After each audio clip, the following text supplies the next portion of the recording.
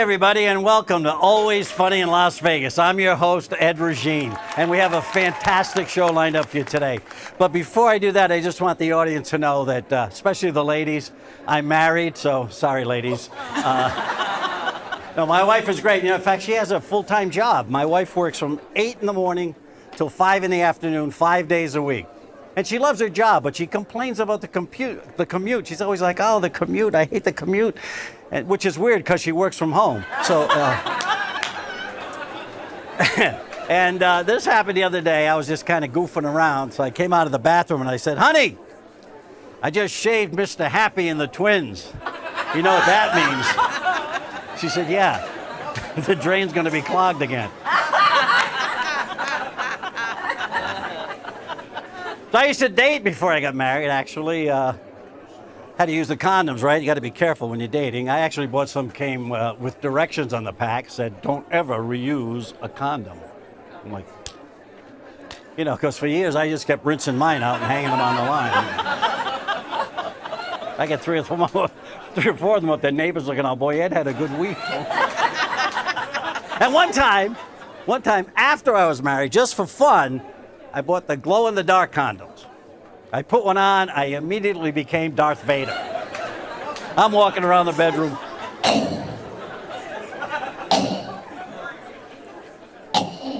Bring me the princess. My wife came out of the bathroom, was like, oh, there's a firefly in the house.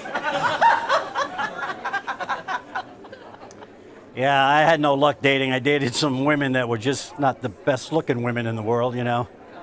I took one and we went on a trip to Jamaica and she had her mole braided, so that was pretty cool. Not a pretty girl. A cannibal looked at her and ordered a salad. That's how bad it was, okay? Her edible underwear was made from Alpo, okay? Not a pretty woman. She got one of those facelifts, those real tight facelifts, and now she always looks surprised. She's like, and she put on a little weight too, you know. Her high school sweater now she can wear as a dickie. So, yeah, put on some weight. She was in the park sunbathing. She got mistaken for a litter of Shar-Pei puppies. It was not a pretty sight, folks. Oh, no, you'll be telling that one tomorrow. Come on. Anyways, we have a great show lined up for you tonight, and I'm really happy to be here because I was down in Florida for a while. Anybody from Florida? Good, okay. So in Florida, I don't know if you know this, they have a clown college. And I'm thinking, what would prompt you to send your kid to clown college? Be like, hey, honey, look, little Jimmy keeps tripping, falling, bumping his head on everything. I think he's gifted. I don't want to call for my kid at clown college. Dad, I'm flunking big shoes.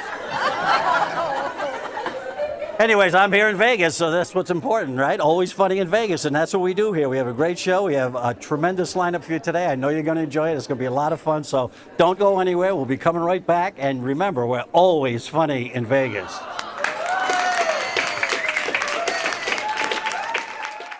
And we are back with Always Funny in Vegas. We have a tremendous show lined up for you, and it's my pleasure to introduce our first guest of the show. She is amazing. She works all over Las Vegas, all the comedy clubs. She's actually a regular opening act for Jimmy J.J. Walker from Good Times. I remember that, so she'll probably talk about that a little bit later. But right now, she's going to make you laugh, and she's really hysterical. So bring her to the stage with a big round of applause, Miss Linda Lou.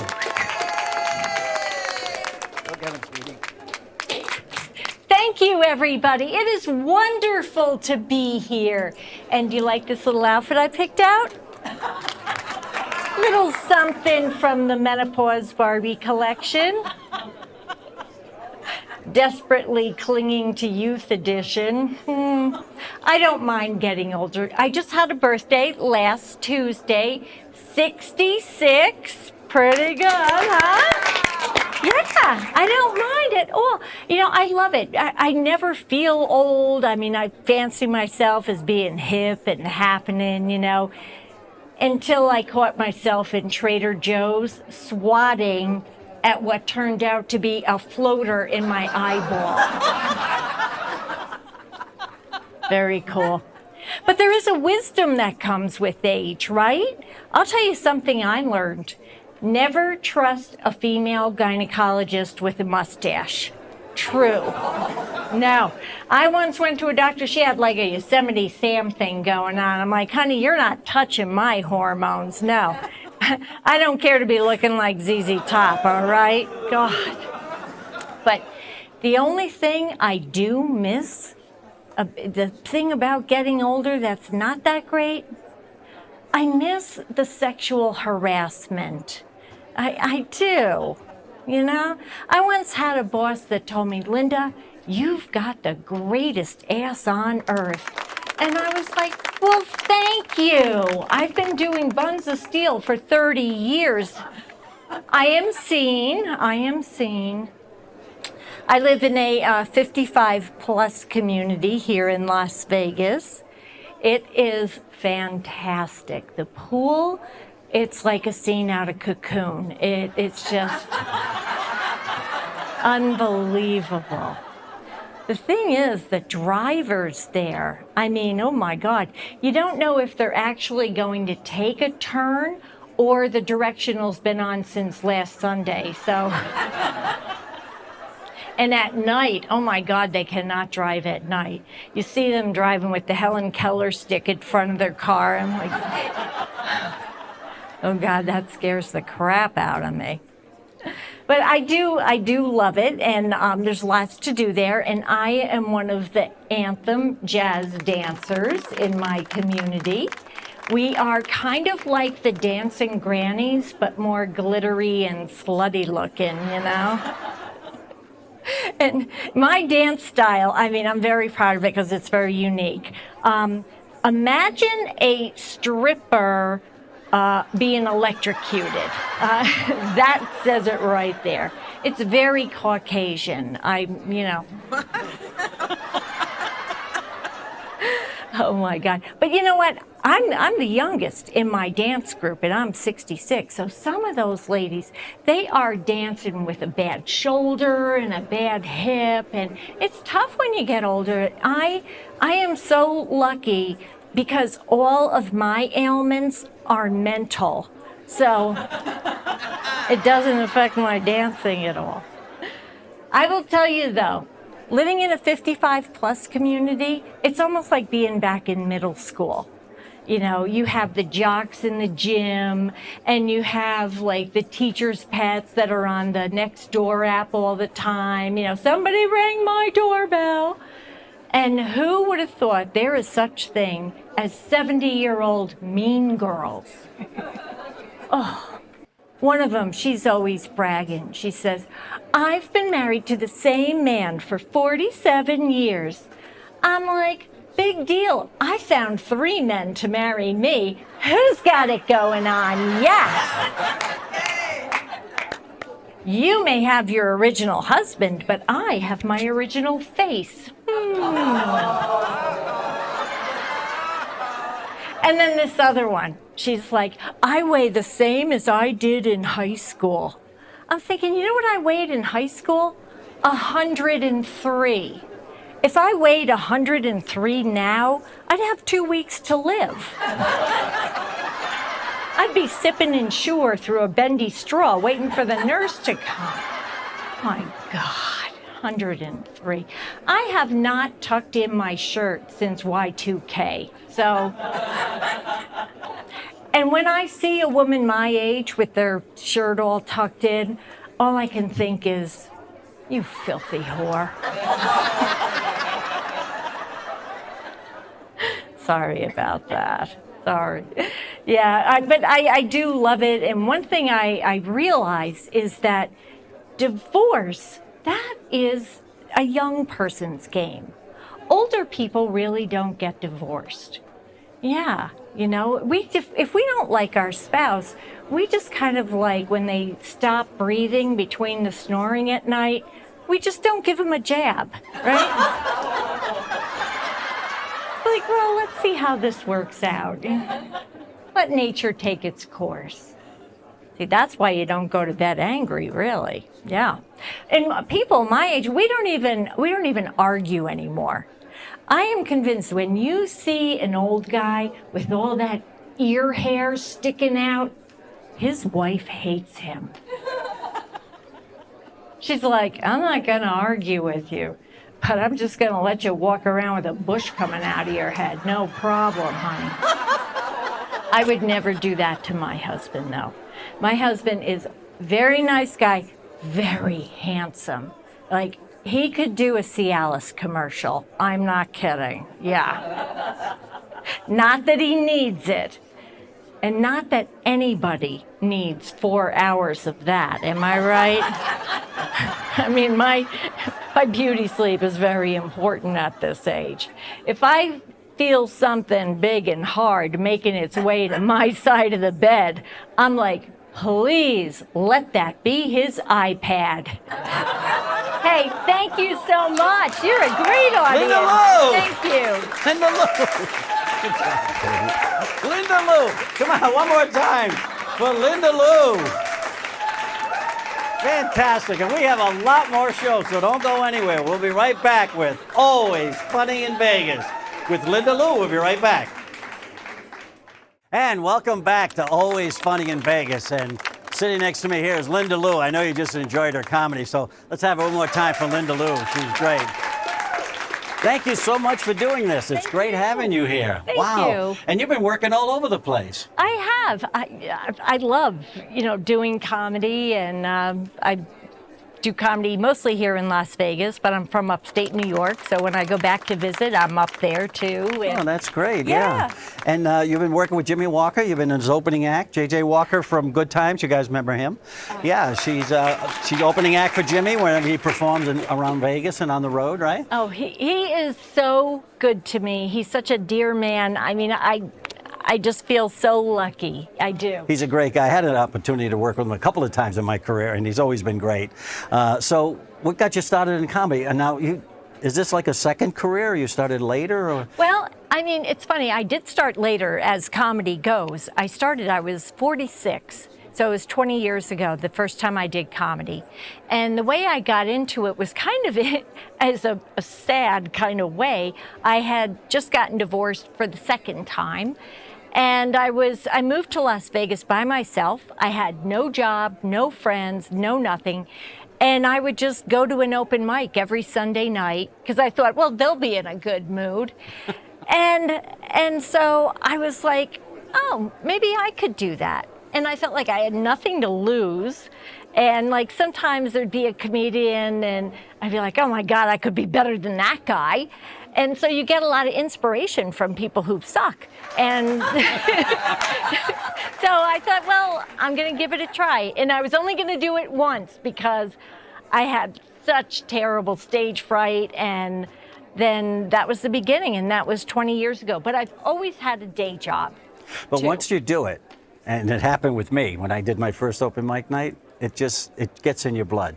It's just part of you. It becomes part of your DNA, and you just have to do it. So you said, I'll just do it once, and you end up doing it for 20 years, and you're still doing it. So yes. You've got the bug. You've got the comedy bug, and it doesn't go away. There's no cure for it. Oh, God. It's true. You just want to do comedy. You just love it. You'll do it anywhere, right? I do, but it's funny that you say bug because I have severe stage fright. So this is going to be TMI, but I am like in the bathroom the whole day before a show. Really? As if I have a bug. Well, you seem very comfortable. I mean, Oh, it doesn't show. My first open mic, I remember the guy said to me when I came off stage, they did like 3 minutes, and I was terrified. And he said, how'd it go? I said, oh my, that was just horrible. He said, you look comfortable up there. And I'm like, what? Comfortable. I know. He said, come back next week. And that's how it started. But I'm sure that's probably what happened with you. Yeah. I mean, it gets a little bit easier for me, but I figured out the combination of beta blocker drugs beforehand. So what is this you have? This is, well, in addition to being a comedian, for most of my career, I was a career counselor. And during the pandemic, right before the pandemic, I left my day job and to do more comedy. Then the pandemic hit, and we all know what happened with that. So I decided to write a book. This is actually my second book, but this one is called Do What You Want, How to Find a Job That Won't Crush Your Soul. And it's the funniest book about finding a job that's out there. So Well, I got to get a copy of that. That's amazing. Is it for men as well as women, or it's for anybody? It's for everybody, Wow. even people who are retired, because That's you still awesome. got to do something. It's a great book, yeah. Yep. So, in my first book was Bastard Husband, a love story. Oh. And, Sounds like me. not about you, but it was about my experience coming to Las Vegas by myself, not knowing anybody, and how I got into comedy. So I wrote it to inspire other people, especially women, in their 40s even. It's never too late. And that's something I hope comes across in my comedy, that I'm very positive about aging and I embrace it, and I get better every day. Yeah, and it's never too late. I mean, it's just age is a number. Rodney Dangerfield started like when he was like 48. Clara Pella, Where's the Beef? She was in her 80s. Yeah. I mean, it's just, it can happen anywhere at any time. You never know. So we just keep doing it. We love it. And we're so happy that you came by to do it for us. And it was a big thrill to have you here. And we're so glad that you decided to do the show. Much. Miss Thank Linda you. Lou, one more time for Linda Lou. Thank you. And welcome back to Always Funny in Vegas. One more time for Linda Lou. Wasn't she great? She mentioned about weight and all that stuff, and I got to be honest with you, my wife is actually gaining a few pounds too. In fact, she went out and bought one of those low-rise jeans, where the little flap hangs over. It's called a muffin top. Yeah, she's got a bundt cake. Okay, so yeah, it's okay. She's at the gym. She's working hard. We're going to continue with the show. We have an amazing guest coming up. This man is a legend in entertainment all over the country. He's performed on The Tonight Show with Johnny Carson over 50 times. He's been on Arthur Godfrey. He's been on Merv Griffin. He's been on Mike Douglas. I mean, you name the show, he's performed. He's a multi-talented guy. He's funny. He plays musical instruments. He's a great storyteller. He's just a wonderful guy and an amazing performer who's been doing it forever. A legend in the entertainment business. It is my pleasure and my honor to introduce Mr. Pete Barbutti, right here. Thank you, Ed. Look at him, Pete. Thank you. Thank you. This is part of artificial intelligence. This looks like a big theater and everything, but we're just in a little garage here. It'll look good when you see it, but it's kind of like. And this thing here, I only wear this when I need to get Channel 13.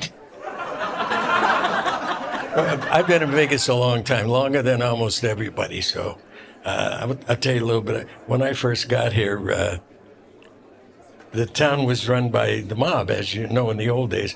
But some people don't know that the entire county commission and the city council and everything, they were all Mormons. And I had never, I'm from back east, and we didn't have any Mormons back there where I grew up. And so I didn't know much about them. Anyway, I want to tell you this, because there was a Mormon mafia, Yeah, they're worse than the Italian mafia. Because if you screw with them, you wake up in the morning and the bottom of your bed is half of the Osmond family. And you don't want to have that happen. So anyway, the first job I worked here, we got off work at about 4 in the morning. That was our last show. We got off at 4. And of course, for people who, you have a regular job, you get off at 5 in the evening, you don't run home and go to bed. And so that's the same thing takes true with the entertainers. At 4 in the morning, we don't go home and go to bed, right? So we go to the bar and start talking. We hit the bar maybe 4:30, and we talk like baseball, and then we start talking football and sports. Then we talk about different musicians that we work with and different entertainers we work with, and we start drinking, and by now it's like 4:20. And it's time to go, because there was a written rule. I think it's the Bram Stoker rule. You have to be home before the sun comes up when you're working nights. So I took a cab because I frankly had too much to drink, and I know this has probably happened to some people watching this. But I got into my house and I went upstairs and went to bed. And it's about an hour later, the doorbell starts ringing. And I think, man, who is that? And it was very difficult. I got up and I grabbed my robe and I tried to put the robe on, and I noticed that the angle of the sleeves had been altered.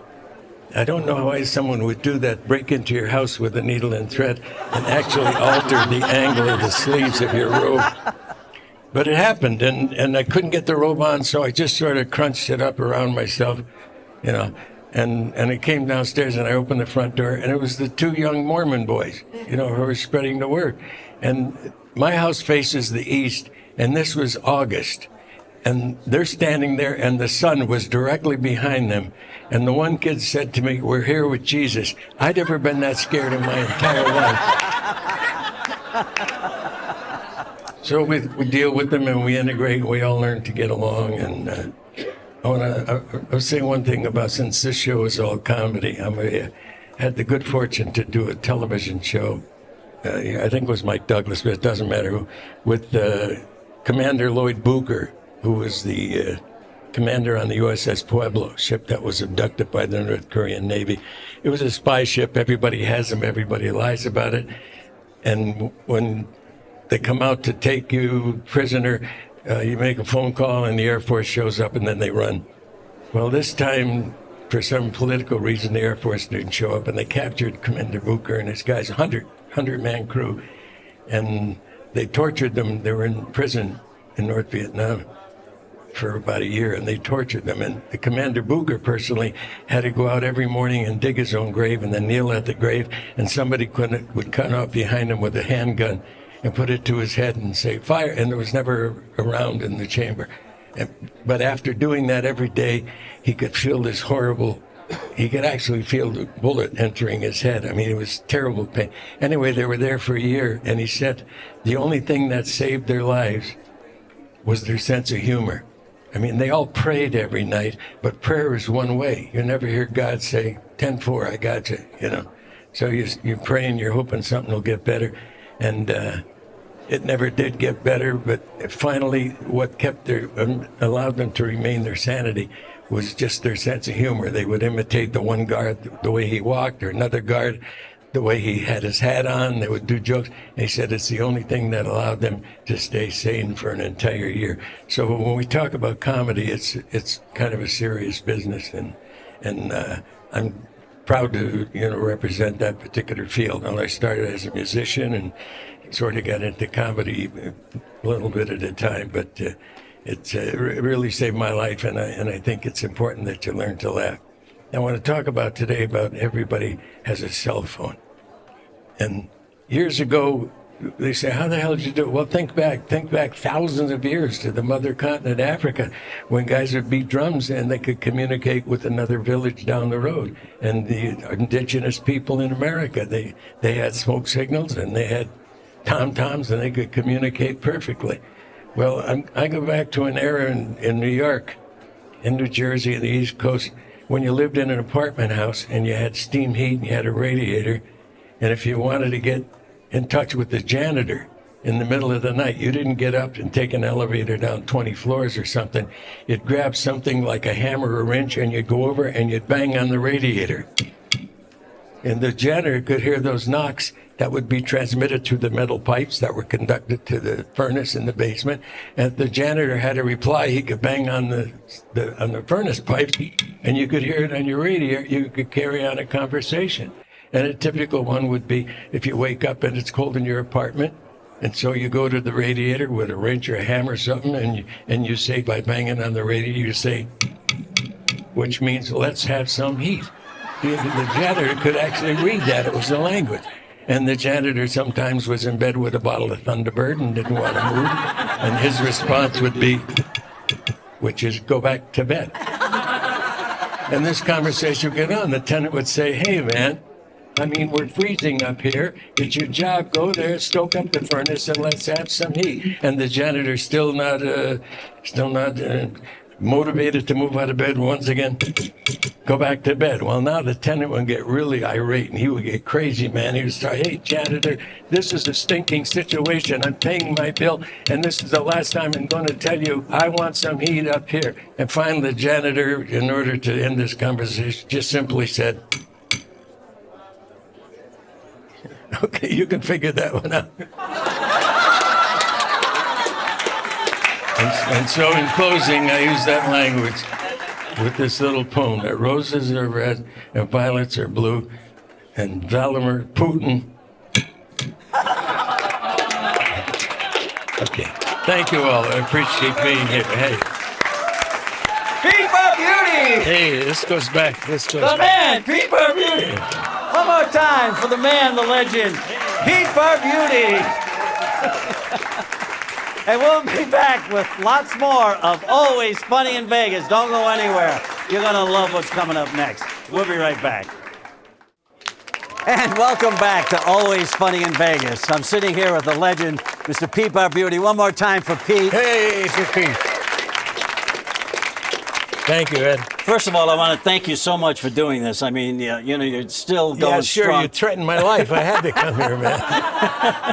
You're still going strong. You're working all over the place. I just saw you at the Italian American Club not long ago. Yeah. You're out there working, and you took the time out today to come and visit with us and spend some time, and we really, really It's my appreciate pleasure. that. Thank you It's so my much pleasure. for showing It's up. my pleasure. Now, tell me about all these appearances on The Tonight Show, because I remember being a younger kid, and watching it, and I would see you, and I'm like, with the crazy hair and the goatee, and Yeah. you play the trumpet and all of that, and Play I'm the like, piano with my nose. the piano with your nose, which, I can't do that. No, well, I'd break the You piano. hit chords.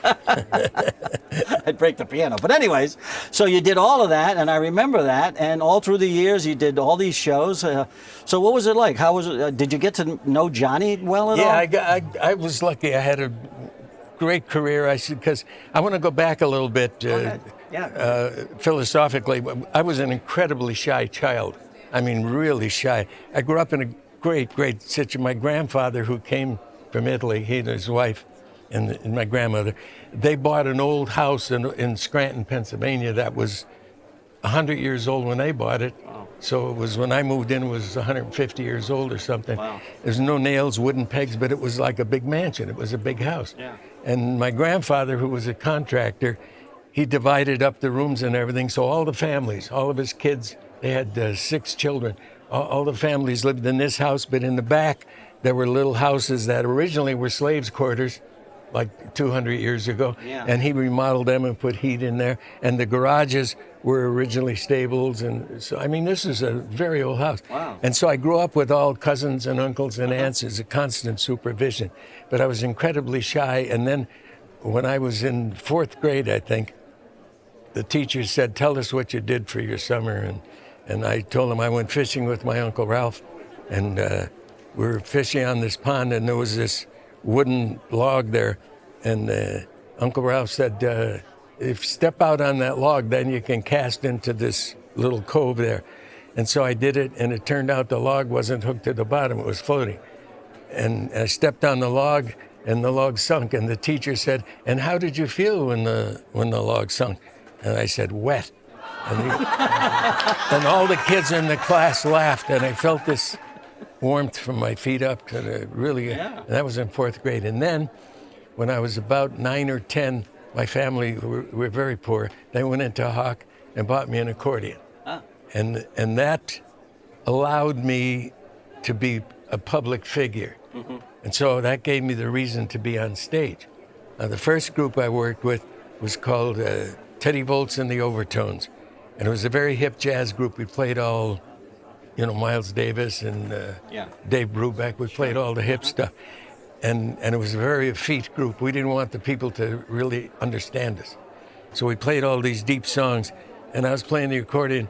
And then they said, somebody make the announcements. They said, we don't know these songs. So I was the least inhibited of the 4 guys in the band. So I started by saying, here's a song written by Lenny Tristano. And it's a song called whatever, a song written by Johnny Mercer called Midnight Sun or something, And then I got bored just doing that. So I started to elongate the introductions. There's a song written by Lenny Tristano and Clyde Beatty.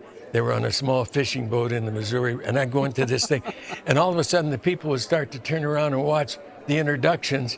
And they'd applaud, and then they ignored the music. So I said, something's wrong here, So that sort of gave me that confidence on stage. Mm-hmm. And then, because I studied seriously. Studied the accordion, and I was a percussionist with the Philharmonic. I was into music seriously. But you were known for being like I guess a term back then was like far out. Your music was like Yeah. far out and Yeah. like wow, you know. Yeah, well, you were telling me about Arthur Godfrey. Yeah. And he heard you and he's like, well, who is this guy and where's he from? And I never heard anything like this. It was like, he thought I was an alien. I mean, I was, my comedy was so off the wall. But my comedy was really a kind of a musician's view, a bebop musician's view of the world and how crazy it is.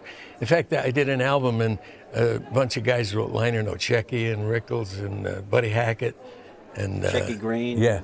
And Henry Mancini, I traveled with him for a while. He wrote the best thing on there. He said, musician humor is of great interest to me because it comes up from the street and has an honesty. Oh, yeah. So when you do a joke, it has to be believable to the point where the audience, where you can shock them by going left or right, Right. So then once Godfrey got to know you a little bit, then he wanted you on all the time, Yeah, right? I'd go back and do the show for, You had carte blanche to do the show. Yeah, anytime I wanted to, I could go back and do the show. And Peter LaSalle, we were talking in the car, was the producer. And Arthur was a very moody guy. He had a lot of health problems, and I think that was part of it. He's a very moody guy. But he was the greatest media salesman that ever lived. When you went to marketing college anywhere in America, one of the things you had to do was to listen to the Arthur Godfrey show and write a short thesis on how he sold things. He would get a product, and incidentally, there was a 7-year wait to buy time on the Arthur Godfrey radio show. Wow. That's how. And he had the little Swedish thing, Banaka. It was like a breath freshener. Oh, the breath, yeah. You put Banaka, a drop on your you put a tongue drop, if you were a smoker. Right. Well, he got them as a new sponsor, and I watched him do it. It was fascinating. He started by reading the copy, and he let the paper be heard on the air. Rattle. This says this Banaka. They said, well, that's hard to believe, but I guess if it's the truth, it's the truth.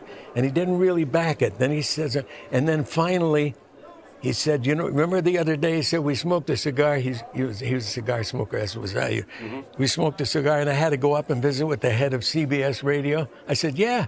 He said, well, you crazy guy, you made me smoke that cigar, and I was going to go up and talk to him with my cigar breath. So I had this Banaka. I put one drop on my tongue. Man, my breath, and all of a sudden, Banaka sales shot up crazy because now he was experiencing he became the spokesperson without even really knowing. Yeah, he was an amazing guy. So the one thing that you told me that was fascinating, and I think you should share with our audience, is the thing with Johnny Carson, where you were on there and with Mel Torme, and there was some kind of a joke that Mel Torme said. Well, I think you kind of chimed in with a joke, and Johnny got upset and sort of blackballed you. He 86'd me. Yeah, I think it was 14 years. I wasn't allowed to do the show. Yeah, for one joke. Yeah, that's amazing. And Peter LaSalle was the producer of the Carson show, and he was my biggest fan. So he'd call and he'd apologize, and then when Carson started to have substitutes, started to take some time off. Then Joan Rivers, John. Yeah, I was first call. I would get there, and I was fine. So he didn't mind you doing it if it was a guest host, but he didn't want you on when he was host. And then finally one day when they called me weird? and said, "Can you do the show Friday?" I said, "Yeah, who's on?" And they told me. I said, "Who's hosting?" And because some hosts were real good to work with, like Bob Newhart was real good because I could come in and start an argument with him right away, and he knew exactly where to go. He could start coming back. So certain people were. McLean Stevenson was very good. Certain people were good at this. Anyway, I was called and I said, "Who's hosting?" They said, "Carson." I said, "Oh, I'm on the list." "Oh no, yeah, I'm on the list." So I said, "Okay, I'll call you next week." Then he called back 5 minutes later. He said, "I mentioned to Johnny you're going to be here," and he said he's thrilled. So Johnny actually had a list of people that he didn't want on the show.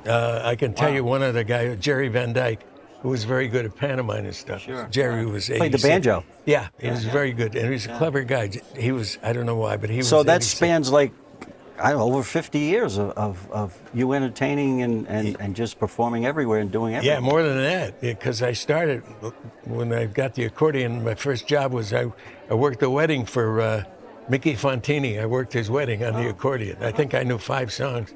Wow. And Mickey paid me $3, or he offered me $3, and he stiffed me. That was my first gig. Yeah. But after that, I would play Polish weddings and bar mitzvahs. And the big thing at a Polish wedding You have to understand, Scranton was full of Polish people, and they were very cliquey. At a Polish wedding, it was an all-day job. You went with your accordion, you went to the bride's house, and you played the Polish wedding march when she walked down the stairs in her gown for the first time, and the family was seeing her for the first time. Then somebody, because I was a kid, somebody put me in a car and drive me to the church. And when she exited the car to go into the church, you play the Polish wedding march. Then you sit in the back of the church. There's a high mass, of course. When mass is over and she comes out and they throw the rice, then you play the Polish wedding march.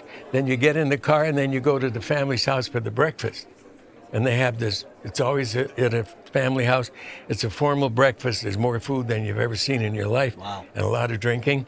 And then you play polkas and mazurkas and chardashes while they're eating breakfast. When do you play Lady of Spain? Because that's you don't get right. to play Everybody gets an accordion. Our good plays friend Lady Dick of Spain. Antino, yeah. That's where accordion players go to church. Our Lady of Spain. But anyway, so this now- goes on. This goes on, and then you go to the reception at night, and you stand at the door, and everybody comes in, drinks a shot of whiskey. The male, the women don't have to. Drinks a shot of whiskey, and there's a bar tray there, and they put $1 in there. Oh. Now, I'm talking about this is in the 40s and 50s. Wow. When there'd be $200 in this tray. Which is a lot of money. I was making $200 back then, a week. My father had a day lot job, of and he money. was making like $30 a week. Yeah, it's a lot of You know, money. so I ended up buying furniture for the family and helping my family out. Wow. And you're still going strong. You're still out there working. Yeah. I saw you at the Italian American Club not long ago. You killed, by the way. You told a thing about the donuts, or was it the tasty cakes. The tasty From cakes. Pennsylvania. He has a story about People the know that. tasty cakes Yeah. that absolutely will have you rolling on the floor. I'll tell you a real quick anecdote on that. I did that on the Tonight Show because everybody that night was from Philadelphia. David Brenner was from the York, Philly Sure, area. David, but sure. And Jack Palance was on, who's from the area. Jack Palance. And Bill Cosby was on. And so I was doing this Tasty Cake thing because they all knew what I was talking about. And I mentioned the brand name, Tasty Cake. And then I got Peter LaSalle called me and said, the Tasty Baking Company is so thrilled that you mentioned their product. They want to send you a gift. Can we release your address? I said, yeah, okay. So it was like a week later, 2 weeks later, a trucking company from Utah. It wasn't Acme, but it was a name like that. Truck. The guy called. He said, "You live on a dead-end street there, don't you, on the map?" I said, "Yeah." He said, "I can't get my semi up there." I said, "Oh, what you got?" So we got a shipment from Philadelphia, the Tasty Baking Company. I said, "Oh man, where's your terminal?" And actually, it was only about a half mile from my house. It was back off Industrial Road, which is Dean Martin now. There was all terminals. Yeah. So I got my two sons. They're husky, and we jumped in the station wagon and went up there. And the guy said, "Sign here." Milne Shipping, M-I-L-N-E. And he opened the back of this semi, and he took out a package with 6 packs of Tasty Cakes. They sent me 6 packs of Tasty Cakes, and it was a bicentennial sampler, and it was a year past the bicentennial. This is what the guy sent me. And then, and we laughed. Well, it didn't make it home. We ate them in the car going home. You know? They were a year old. Were they stale? No, they weren't stale, but they weren't real fresh. Anyway, the next time I went on, I told that story, and the owner of the company, excuse me, they're sold out by now to Nestle Tasty or Cakes, somebody. yeah, I'm sure they are. And the owner said, "I'm embarrassed by this situation."